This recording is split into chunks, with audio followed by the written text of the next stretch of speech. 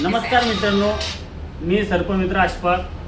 तर मी गेले 2-3 दिवसापासून मुलीचा व्हिडिओ बघतोय. मालेगावात रेप झालेले आहे.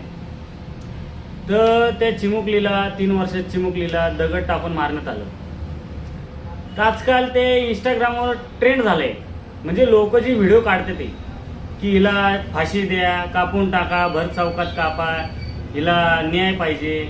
असं का तुम्ही त्यांना व्हायरल करताय, रेपवाल्यांना तुम्ही व्हायरल करताय. आणि आजकाल म्हणजे ते व्हिडिओ म्हणजे ट्रेंड झालाय. जे तो काय करतोय, फेमस होण्यासाठी व्हिडिओ काढतोय. रेप झाला म्हणजे त्याला लाईक पाहिजे, कमेंट पाहिजे, त्याला स्वतःला फेमस व्हायचं. जातभेद राहिली कशी, 4 गावातनं लोक आपल्या इथे येतात. लगेच म्हणतात की चला कुठं आपल्याला जायचं असतं का, चला इकडे आंदोलन आहे, तिकडे आंदोलन आहे, गावोगोत्री फिरता. मग तुम्ही रेप झाल्यावर तुम्ही का नाही येत सगळी एक? तुम्ही नुसते व्हिडिओ बनवत असता, त्याला न्याय पाहिजे, त्याला फाशी द्या. जेव्हा तो रेप करून जातो तेव्हा तुम्ही त्या पोलीस धरूच तर तुम्ही काय करता ना तिथं. गावातली लोक का सगळी झोपलेले असतात का? जेव्हा तुम्हाला जातभेद राहिली, कुठलं आंदोलन राहिलं, तिथं लगेच तुम्ही सगळी एकी होणार. मग का तुमच्या घरात का मुली बहिणी नाहीत का? तसं आता मी 1000 ठिकाणी फिरतोय. मी 1000 ठिकाणी आता माझ्या लाईफमध्ये 5000 साप झाले पकडून. त्यावेळी मी घराघरात बघतोय की लोक फक्त ट्रेंडसाठी करतात. ते काहीतरी ट्रेंडसाठी, व्हायरल व्हायसाठी मुलीचा फोटो वरती लावला झालं का, मुलीचा फोटो वरती लावला जा. पण हे नाही व्हायचं ना. सगळी एक या, सगळी एक येऊन सरकारकडे जावा ना तुम्ही. नुसतं कोणतरी व्हिडिओ बनवणार, सरकारला म्हणणार सरकारने फाशी दे.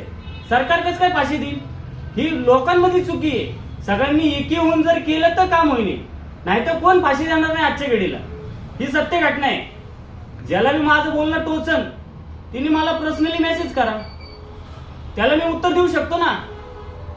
कसं काय असतं काय नसतं. तर लोकांचं काय मानसिकता बदलली सगळी. हे पहिले तर काय आता झालंय, जे आले भोंडी बाबा त्यांनी तर काय मानसिकताच बदलून टाकली. अरे तुम्ही रेप म्हणजे काय साधं समजलं का? आजकाल एका सापाला लागलं तर माझा जीव असं उघडतो. तर मग आता त्या पोरीच्या तोंडावर दगड फेकून मारला त्यांनी, तिला कसं वाटलं असेल, तिच्या जीवाला कसं वाटलं असेल 3 वर्षाच्या. तेव्हा काय करत होते तुम्ही? तर दगड मारूस तर हे करूस तर पोलिसाच्या ताब्यात दिलं. नंतर तुम्ही म्हणताय मेणबत्ती घेऊन चाललाय. मेणबत्ती घेऊन काय होणार नाहीये. मेणबत्ती घेऊन कुणाचं भलं होणार नाहीये. भलं तवा होईल की हे रील्स काढणं बंद करा. तुम्ही डायरेक्ट सगळी एकीने या, एक स्थान करा कुठंतरी मोठं, तसं सरकारकडे जावं. सरकार कसं फाशी देणार नाही. बस माझे 2 शब्द होते, बोलून मी बास करतो.